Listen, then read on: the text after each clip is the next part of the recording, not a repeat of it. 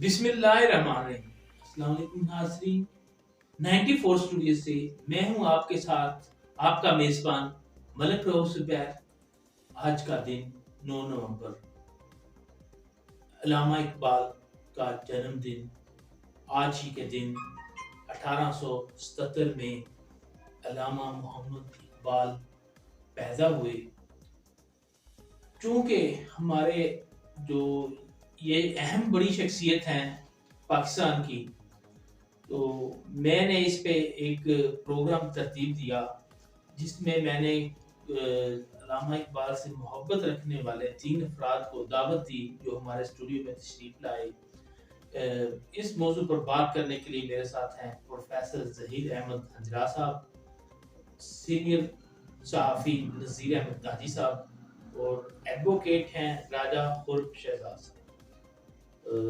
روزانہ آپ نے جو ہے وہ بچپن میں جب بھی میں بھی اسکول جاتا رہا، آپ بھی جاتے رہے، تو لب پہ آتی ہے دعا بن کر تمنا میری، یہ پڑھی روزانہ صبح پڑھتے رہے تو کسی کو ٹھیک آتی ہے، کسی کو نہیں ٹھیک آتی، اور یہ آپ کو اب تک میرے خیال میں کافی لوگوں کو نہیں پتا ہوگا کہ یہ لکھی کس نے ہے، شاعر کون ہے۔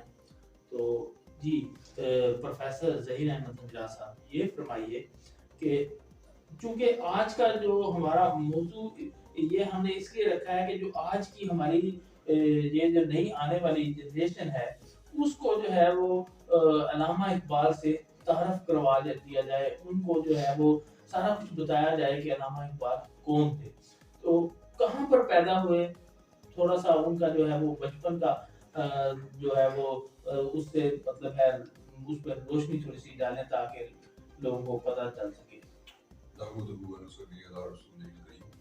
بسم اللہ الرحمن الرحیم۔ بہت شکریہ ملک رؤف زبیر صاحب۔ اقبال کے آج یوم پیدائش پہ میں یہ سمجھتا ہوں کہ یہ میری خوش بختی ہے کہ میں اقبال جیسی نابغیر روزگار شخصیت پر چند جملے کہہ سکوں۔ حضرت اقبال خود ہی ان کا ایک اپنا شعر انہیں پر صادق آتا ہے، وہ فرماتے ہیں کہ ہزاروں سال نرگس سردی پہ ہوئی پہ ہوتی ہے، بڑی مشکل سے ہوتا ہے چمن میں بھی تیمار۔ علامہ اقبال بر صغیر کی وہ شخصیت ہے کہ جن کے بارے میں یہ بجا طور پر کہا جا سکتا ہے کہ قدرت نے ان بندوں کی رہنمائی کے لیے، اپنے بندوں کی رہنمائی کے لیے یہ فریضہ اپنے ذمہ لیا ہے کہ جب کہیں کسی معاشرے میں بے راہ روی عام ہو جاتی ہے، لوگ رستے سے سیدھے رستے سے ہٹ جاتے ہیں، تو اللہ تعالیٰ کسی ایک ایسی شخصیت کو پیدا فرما دیتا ہے جو ان کی اصلاح کا فریضہ سر اٹھا دیتی ہے۔ بلا شک و شبہ علامہ اقبال وہ شخصیت ہے کہ جنہوں نے 19ویں صدی میں اور 20ویں صدی کے اوائل میں بر صغیر کے مسلمانوں کی رہنمائی کا فریضہ سر اٹھایا۔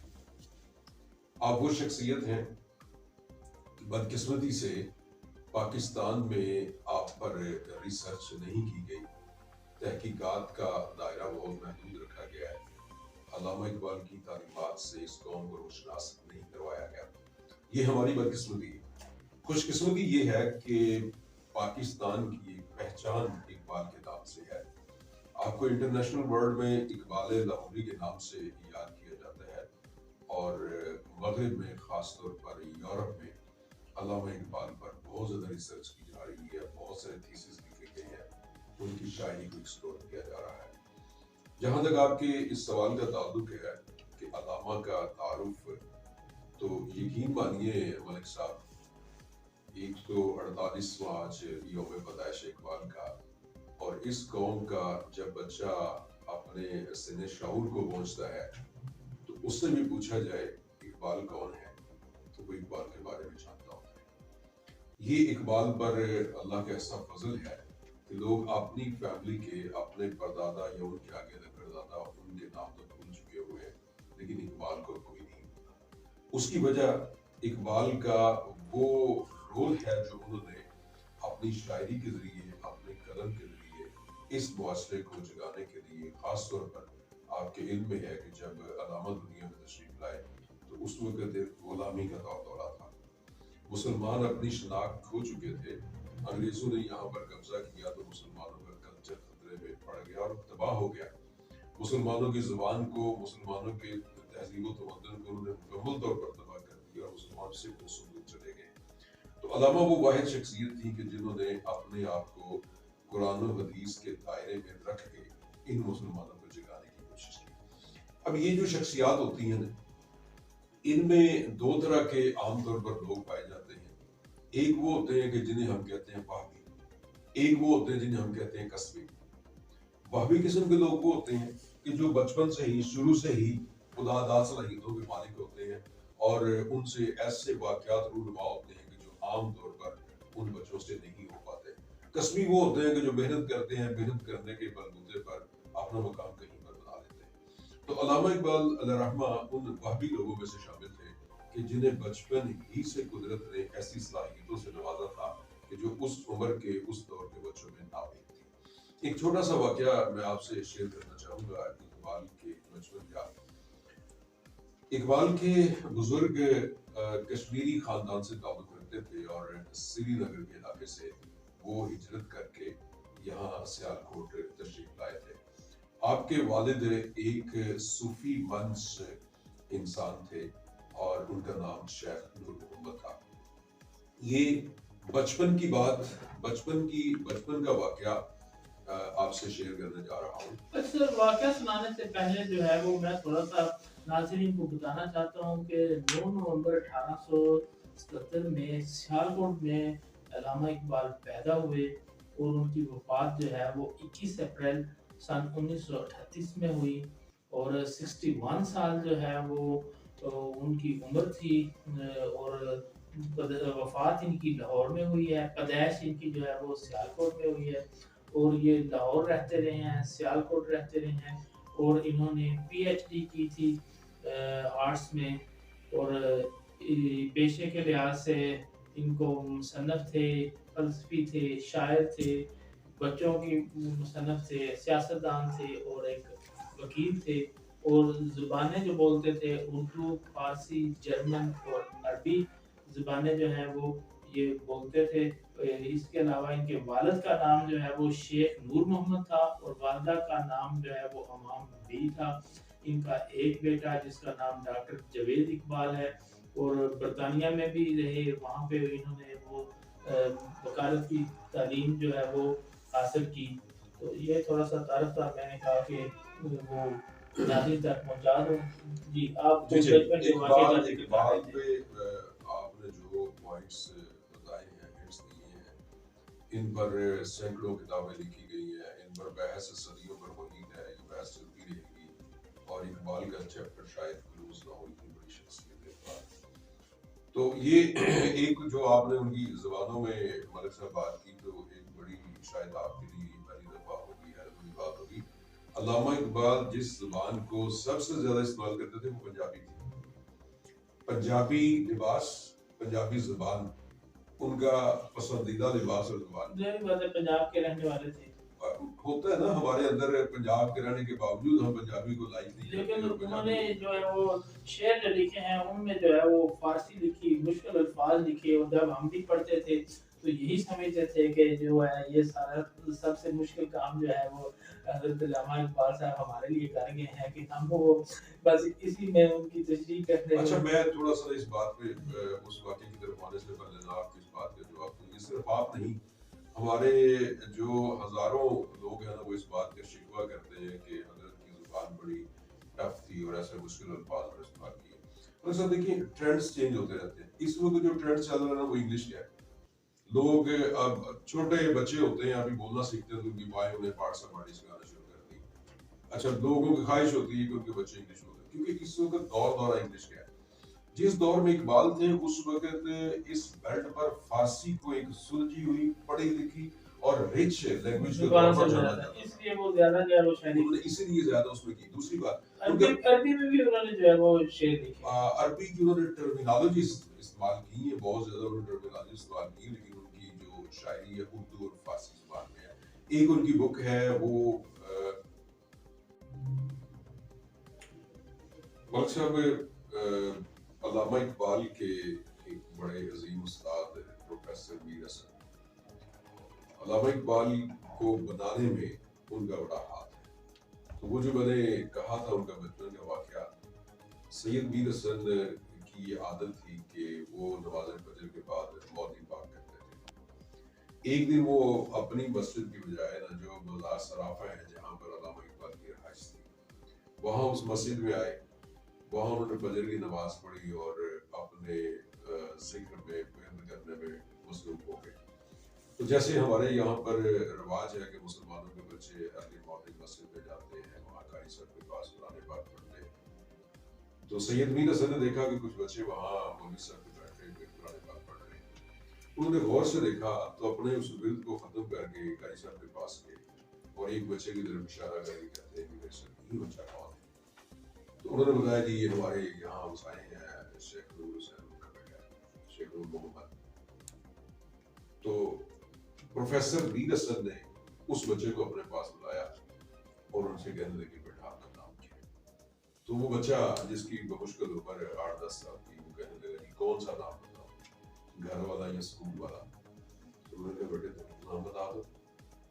تو بچہ کہنے لگا جی گھر میں تو میری جی مجھے پادا کہتی ہیں اور اسکول میں میرا نام محمد اقبال ہے. اب سید میر حسن وہاں سے اٹھے، اپنے دن کے معمولات سے فارغ ہو کر شام کو آ کر انہوں نے شیخ نور محمد کے دروازے پر دستک دی. چونکہ میر حسن ایک بڑی مشہور پرسنالٹی تھے، سیالکوٹ کی اسکالر تھے، لوگ ان کے بڑے عقیدت مند تھے. تو شیخ نور محمد نے دیکھا کہ اتنی بڑی ہستی ہمارے گھر کے سامنے بڑے خوش ہوئے انہوں نے اٹھایا اور ان کے آنے کا مقصد پوچھا. تو سید میر حسن نے کہا جی میں آپ کے بیٹے کو پڑھانا چاہتا ہوں.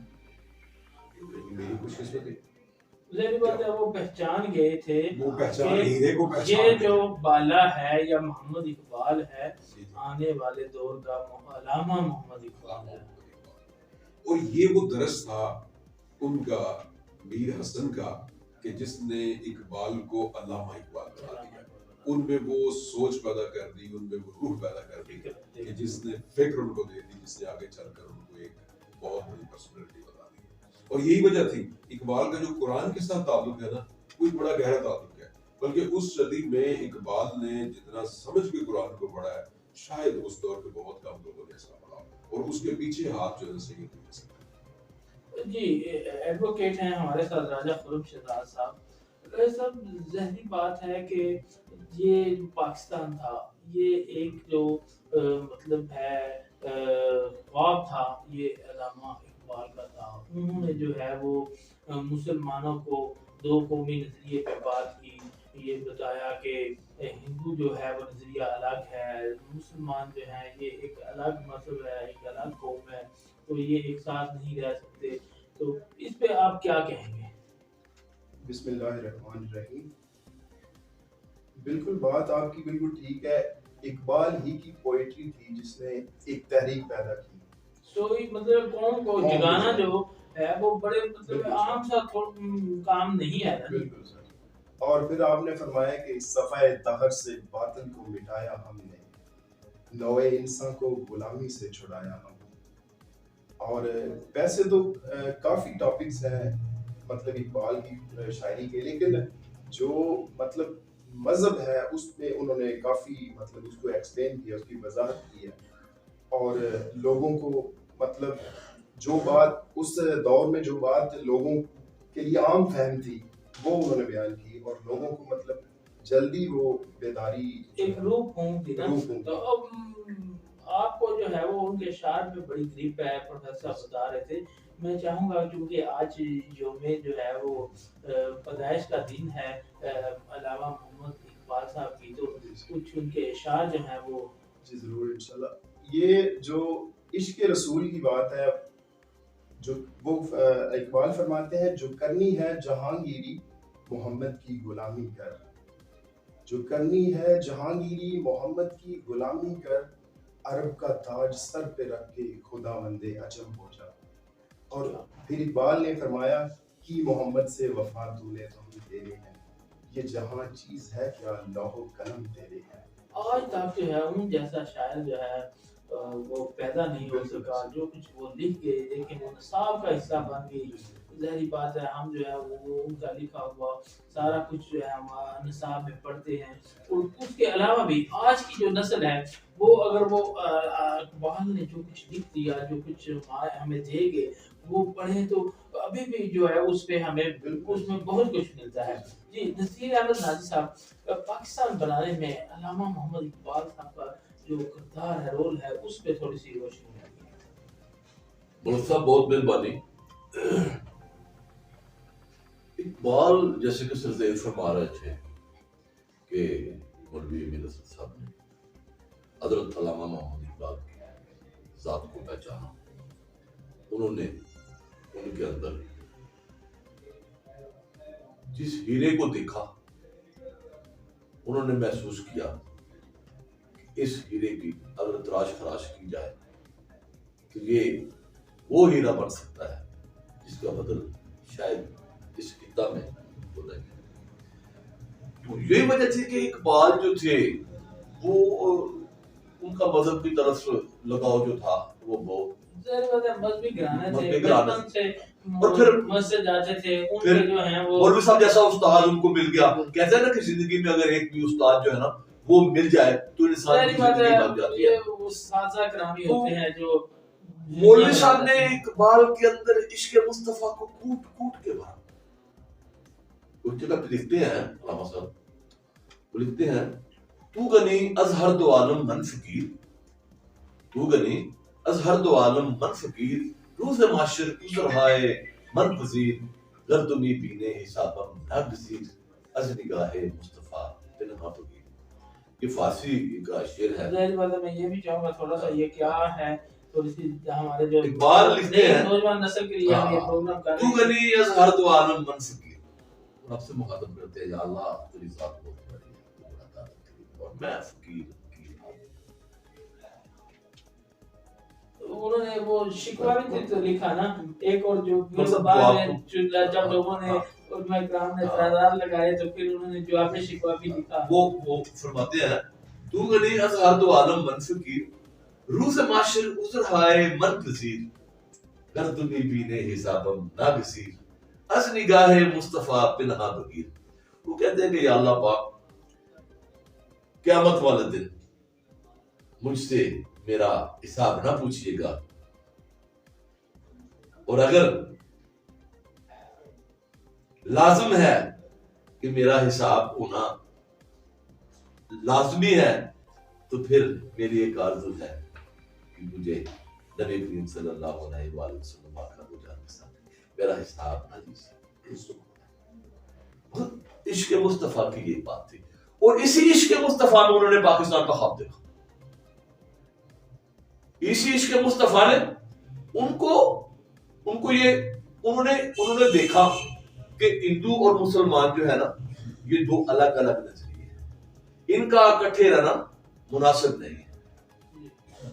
تو انہوں نے پھر وہ خواب دیکھا پاکستان کی ایک تصویر دیکھی پھر کام آگے چلتا گیا. اب دیکھیں اس دور میں ایک اتنے بڑے مفکر کا پیدا ہونا بڑی بات نہیں ہے.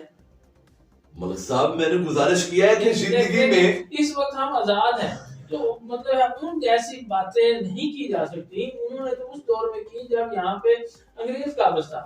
انتہائی وہ مشکل دور ہوگا نا جب مطلب ہے کہ حکومت بھی اپنے لوگوں کی نہیں تھی. دیکھیں جی ملک صاحب بات یہ ہے کہ جو لوگ مثال کے طور پہ جو علامہ صاحب کے استاد تھے نا کہتے ہیں نا کہ زندگی میں اگر ایک بھی ٹیچر اچھا مل جائے تو انسان کی زندگی بن جاتی ہے. تو مولوی صاحب جیسا استاد حضرت علامہ کو نصیب ہو.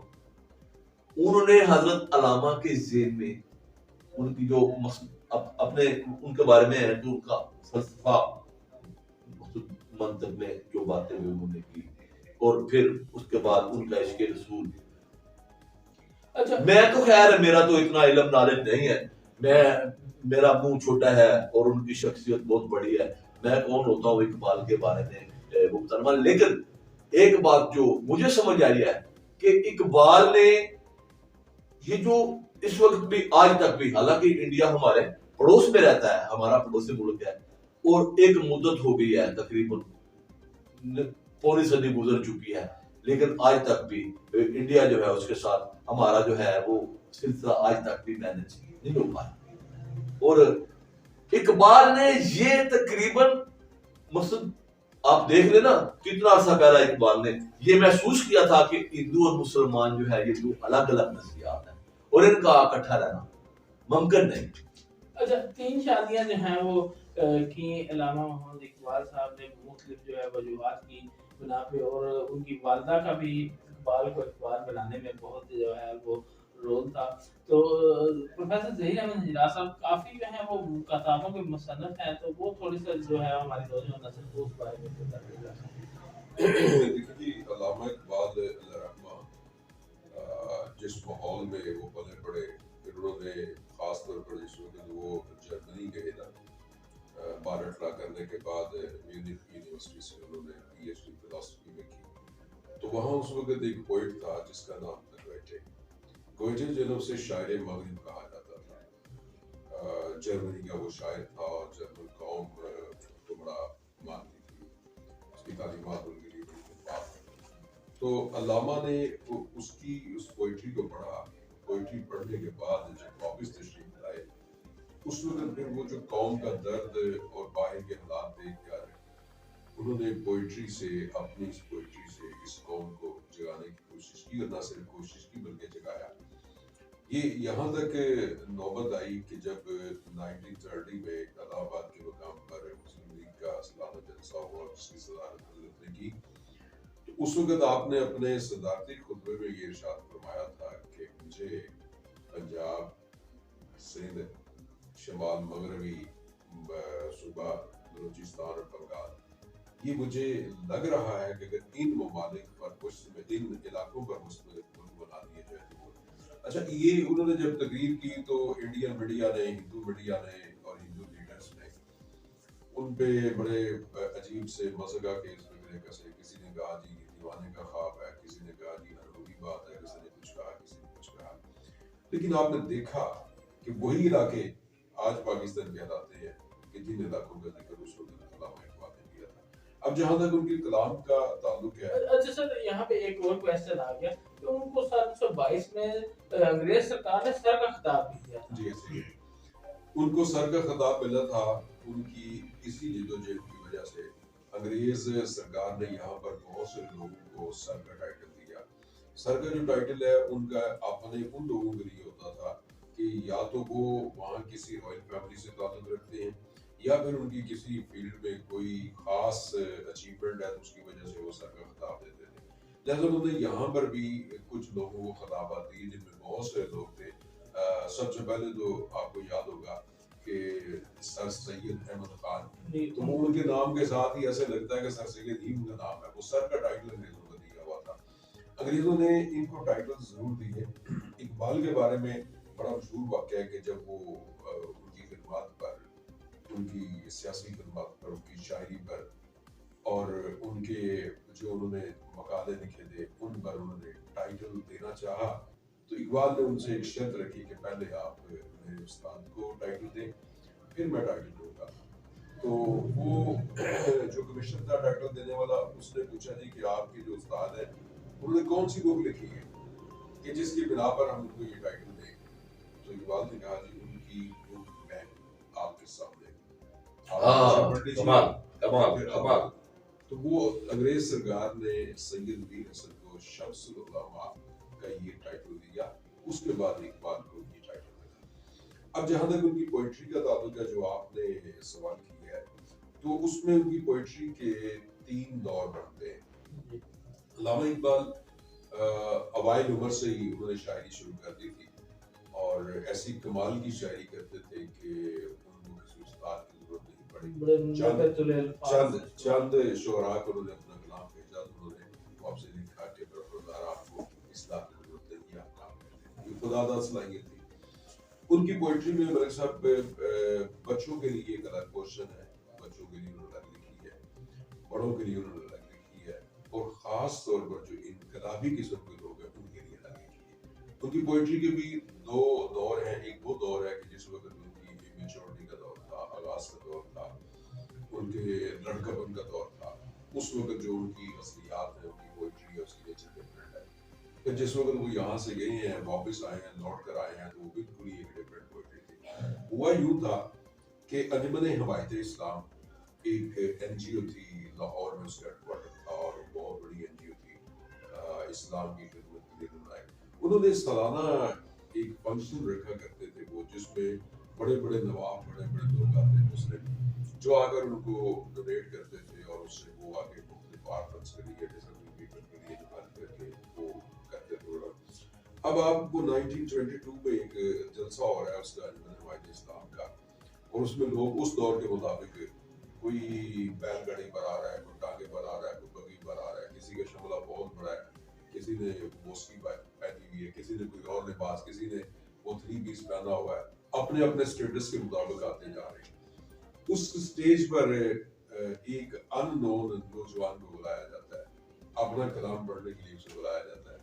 وہ نوجوان، اس نے ترکی ٹوپی پہنی ہوئی ہے، شلوار قمیض میں ملبس ہے، ویسٹ کوٹ پہنی ہوئی ہے، ملبوس ہے، اور وہ سٹیج پر آتے ہیں. وہ لوگوں کو نہیں پتا کہ یہ شاعر کون ہے اور کل کو اس کا مقام کیا ہونے والا ہے. وہ طلوع اسلام کے نام سے اپنی نظم پڑھتے ہیں. وہ جس وقت نظم پڑھنا شروع کرتے ہیں، جو پڑھتے جاتے ہیں، وہ جو سامعین بیٹھے ہوئے ان پر ایک سکتے کا عالمداری ہوتا جاتا ہے اور ان کے آنسو کی گھڑیاں چلنی شروع ہو جاتی ہیں. اب اس کے یہ پہلا موقع تھا جب اقبال کو پبلک ریکگنیشن ملی، پہلا موقع تھا. اس سے پہلے اقبال نے شاعری کی شروع سے کر رہے تھے، لیکن وہ کسی مشاعرے میں چلے گئے، کسی جگہ پر چلے گئے، اتنی بڑی گیدرنگ میں، اور پھر ریکگنیشن جو ہے انہیں اس وقت ملی، اور پھر لوگوں نے جانا کہ یہ شاعر ہے. ان کی پوئٹری کی کتابیں جو ہے وہ ان میں اردو اور فارسی شامل ہے.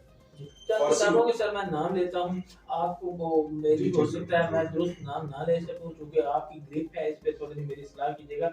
پہلی ان کی جو نثر کی کتاب تھی وہ آئی سن 1930 میں، سن 1903 میں. ظاہری بات ہے وہ جب 1877 میں پیدا ہو رہے ہیں، 26 سال کی عمر تھی ان کی، تو اس کا نام تھا علم الاقتصاد. جی جی. تو اس کے بعد ایک فارسی میں شاعری کی تھی اسرار خودی، سن 1915 میں یہ کتاب ان کی آئی. اور اس کے بعد رموز بے خودی سن 1917 میں آئی، اور پیام مشرق سن 1923 میں آئی، اور زبور عجب سن 1927 میں آئی، اور جوید نامہ سن 1932 میں.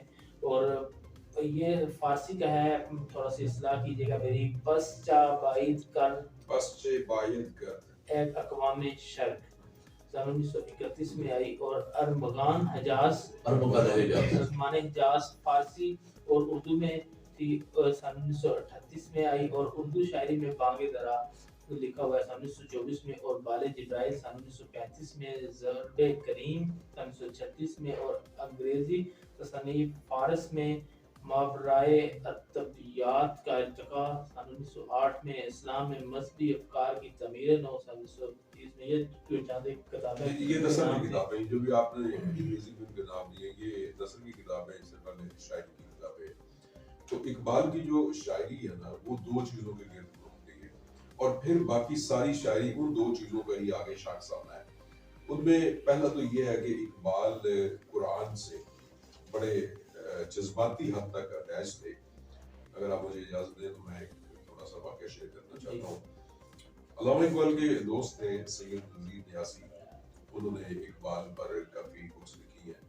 تو وہ یہ واقعہ جو ہے وہ اس بک پہ لکھتے ہیں کہ علامہ فرماتے ہیں کہ میں جب انٹرمیڈیٹ کے بعد لاہور شفٹ ہوا، تو چونکہ ہمارے گھر میں یہ عادت تھی کہ فجر کی نماز کے بعد سب لوگ قرآن پاک پڑھا کرتے تھے. تو ایک دیہاتی سا ماحول تھا، سیالکوٹ ایک چھوٹا سا شہر تھا. تو وہاں کہتے ہیں کہ میں 4 بھائی پر بیٹھا ہوا فجر کی نماز کے بعد قرآن کی تلاوت کر رہا تھا کہ میرے والد گرامی میرے پاس سے گزرے، رکے، مجھے کہا اقبال. میں نے کہا جی ابا جی. بات کرنی تھی، چلو پھر کرو گا، تو کہہ کے چل دی. میں نے کوئی اس کو بھی بھول گیا، بات کرنے تو مشکل گیا. پھر لاہور چلا گیا، لاہور سے ایک دن واپس میں آیا تو اسی طرح کا پھر واقعہ ہوا. تیسری دفعہ پھر وہ مجھے، میں نے کہا پہلے بھی آپ نے مجھے 2 دفعہ کہا ہے، تو آج وہ بات بتائی دیجیے. تو وہ کہتے ہیں کہ میرے والد گرامی نے مجھ سے فرمایا کہ بیٹا جب تم قرآن پڑھا کرو تو اس انداز میں پڑھا کرو کہ خدا تم سے مخاطب ہے، یہ آیات تمہارے سامنے तुम्हारी इस्लाह के लिए आ रही है।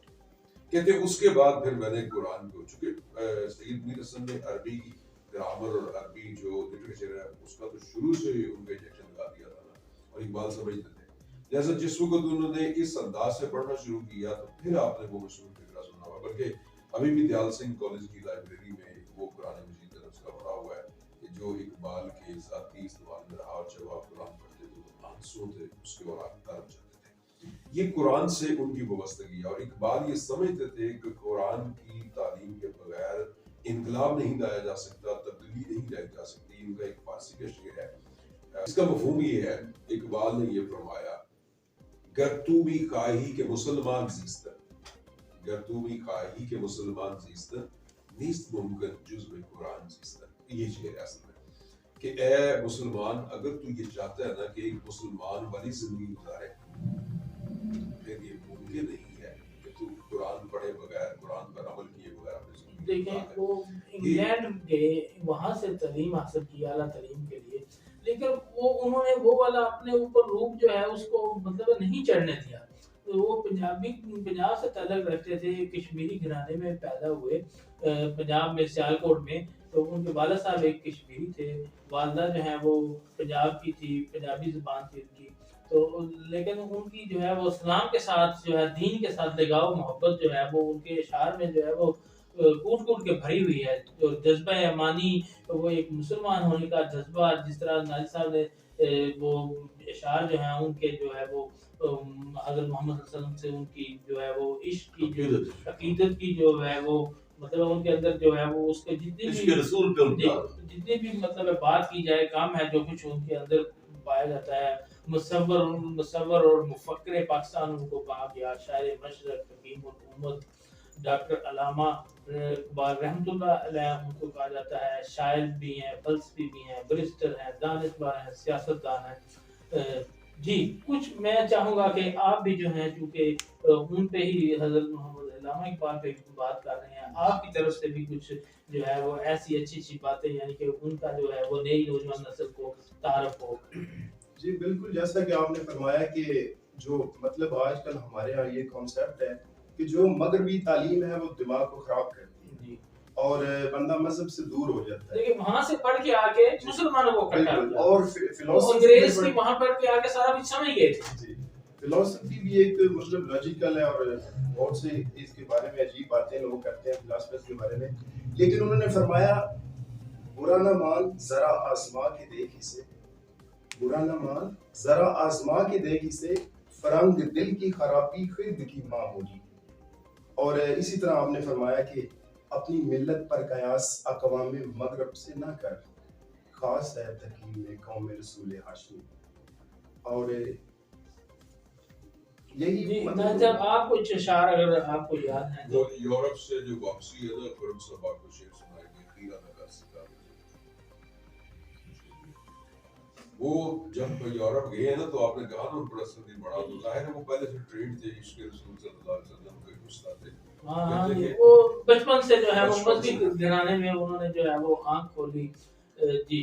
और लेकर वो वहाँ का जो कल्चर था वो उन पे जो है वो मतलब कुछ भी असर ना जो है वो दिखा सका। यहाँ पे आके उन्होंने मुसलमानों पे जब देखा कि अंग्रेज इन पे हुकूमत कर रहा है तो इनको इकट्ठा किया, इनको जगाया, अपने शार के जरिए उनमें बलबला पैदा किया, जोश पैदा किया, दो कौमी नजरिया दिया और एक तहरीक चलाई। और उनका एक बड़ा किरदार के कायदे आज़म को मोहम्मद अली जिन्ना को खत लिख के उन्होंने, वो जाहिर बात है सारा कुछ समझते थे उस वक्त के, बहुत बड़े वो डॉक्टर जो थे, फकर भी थे, मतलब सारा मतलब उस उनकी जो उस वक्त का माशरा था उसकी नब्ज़ पे हाथ था, वो समझते थे। उन्होंने अल्लामा वो कायदे आज़म मोहम्मद अली जिन्ना को यहाँ पे पाकिस्तान बार बार खत लिख के बुला के जो है उनको उनके जिम्मे लगाया ये काम। पाकिस्तान जो है वो आज उन्हीं की वजह से, उस ख्वाब की वजह से जो है वो इस्लामी जमहूरिया पाकिस्तान जो है वो हमारे वजूद में आया। तो सर आज का जो दौर है इसमें भी जो सिस्टम चल रहा है, जो निज़ाम बना हुआ है, जो हमारे माशरे में जो सूरत हाल आप देख रहे हैं, आज भी कोई अल्लामा इकबाल की जरूरत है, क्या समझते हैं आप? मैं ये समझता हूँ कि अगर अल्लामा इकबाल की तालीमात को اپنی نوجوان نسل تک پہنچا دیا جائے. آپ کی جو تعلیمات ہیں ان کو آسان اردو میں، نثر کی شکل میں، سلیس اردو میں عام اسٹوڈنٹس تک پہنچا دیا جائے تو اقبال آج بھی زندہ ہے. ان کے کلام کے ذریعے آج بھی انقلاب آ سکتا ہے، اور یہ ممکن ہے، بالکل ممکن ہے. ضرورت اس عمر کی ہے کہ حکومتی سطح پر اس کو پروموٹ کیا جائے. جیسے ابھی بالکل شروع میں آپ کہہ رہے تھے کہ علامہ اقبال کی ایک بڑی مشہور دعا جو اسکولوں میں پڑھی جاتی ہے، لب پہ آتی ہے، دعا بن کے تمنا میری، زندگی شمع کی صورت ہو خدایا بھرے. اس بات کو ذرا آپ انڈرسٹینڈ تو کریں. میں بھی، آپ بھی، ہم سارے اسکولوں میں یہ پڑھتے رہے ہیں. ذرا اس کا دوسرا حصہ دیکھیے کہ اقبال دعا کتنی گہری مانگ رہے ہیں، کس تڑپ کے ساتھ مانگ رہے ہیں، کس ولولے اور امن کے ساتھ وہ دعا مانگ رہے ہیں کہ زندگی شمع کی صورت ہو خدایا بھرے. شمع کا کام یہ ہے کہ خود جلتی ہے اور دوسروں کو روشنی دیتی ہے. اب خود جل کر دوسروں کو روشنی دینا یہ زندگی کا عظیم اور یہی اقبال نے یہ سکھانے کی، اس نظم کی تشریح کرنے کی ضرورت ہے. بچوں کو بتانے کی ضرورت ہے کہ اقبال خدا سے کیسا تعلق چاہتا ہے، خدا سے کیا دعا مانگ رہا ہے. جی، میں یہ جو ہے جو آنے والی ہماری نئی نوجوان نسل ہے، ایک تو وہ لب پہ آتی، آپ لوگ پڑھتے رہے، لیکن اب بچپن میں تو وہ رٹا ایک لگایا ہوا تھا. صحیح معنوں میں آپ اپنا موبائل کھول کے، آپ لوگوں کے پاس انٹرنیٹ موجود ہے، وہ پوری دعا جو ہے وہ نکال کے آج پڑھیے گا تو وہ دیکھیے گا کہ وہ دعا ہے کیا. آپ کو سمجھ آ جائے گی کہ علامہ اقبال نے کیا لکھا اور کیا ہمیں دیا ہے. تو دعا کو ہوں کہ جو ہے ہماری جو آج کی جو نوجوان نسل ہے، یہاں پہ ایک تھوڑی سی بات بڑھا لوں کر لوں کہ جو ہمارے یہ انڈیا کی فلمیں اور ان کے ڈرامے جو ہیں، وہ جو دو قومی نظریہ ہے اس پر جو ہے وہ ہٹ کر رہے ہیں. اور یہ ہمارے اتنی جواب نہیں دے رہا ہے. ہمارے میڈیا کو بھی چاہیے کہ اپنی جو نوجوان نسل ہے ان میں جو کچھ اقبال نے دیا ہے اس پہ کام کرنے کی ضرورت ہے. کوئی ایسی فلمیں بنائی جائیں، ڈاکومنٹری بنائی جائیں، ڈراموں میں وہ چیز جو ہے وہ جو لوگ زیادہ تر دیکھتے ہیں، کوئی ایسی چیز جو ہے وہ شامل کی جائے جس سے جو ہے وہ دو قومی نظریہ اور جو وہ اقبال کا تصور ہے وہ جو ہے نوجوان نسل میں ڈیولپ کرنے کی ضرورت ہے. کیا کہیں گے اس پہ تھوڑا سا؟ بالکل آپ کی بات درست ہے. نصابی سطح پر، ہماری عوامی سطح پر طالب علموں کے لیے، نوجوانوں کے لیے اقبال اکیڈمیز قائم کرنے کی ضرورت ہے. اقبالیات کا شعبہ کئی جگہوں پر کام کر رہا ہے. پنجاب یونیورسٹی میں کر رہا ہے، اقبال اکیڈمی کے نام سے اکیڈمی چل رہی ہے. مگر میں نے یہ محسوس کیا، میں اس کا ممبر رہا ہوں اقبال اکیڈمی کا، کہ اس میں فارمیلٹی پوری کی جاتی ہے، کام کرنے کی ضرورت ہے، بہت زیادہ ضرورت ہے. یعنی کہ اس کو عام فہم بنایا جائے، ترجمے کیے جائیں ایسی شکل میں. مطلب ہے جس طرح تھوڑے دن پہلے ہم نے وہ اس میں شرکت کی تو انہوں نے ساتھ اس کا ترجمہ بھی جو ہے وہ دیا.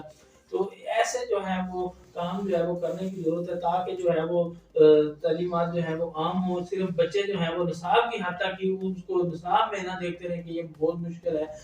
یہ دیکھنے کی ضرورت ہے انہوں نے کہا کیا، تاکہ ہم جو ہے وہ مسلمان جو ہے وہ پڑھیں اور ایک رائے راست پہ آ جائے. سارا ان کا جو تقریباً ٹوٹل مواد ہے وہ سب کے لیے، نوجوان نسل کے لیے ایک بہت ہی جو ہے مفید چیز ہے. تو علامہ محمد اقبال میں ہم نے ایک جو ہے وہ نشست رکھی تو ان کی آج یوم پیدائش کا دن تھا، تو ہم نے جو ہے وہ کچھ تھوڑا سا اپنی طرف سے جو ہے وہ اس میں حصہ ڈالنے کی کوشش کی ہے. راجہ خرم شہزاد صاحب ایڈوکیٹ ہیں، دور سے تشریف لائے ہیں، ان کا میں شکریہ ادا کرتا ہوں. نذیر احمد ناجی صاحب نے وقت دیا اور پروفیسر ظہیر احمد ہجرا صاحب نے وقت دیا. انشاءاللہ نئے پروگرام کے ساتھ دوبارہ حاضر ہوں گے. اسی کے ساتھ ملک محمود زبیر کو 94 اسٹوڈیو سے اجازت دیں. اللہ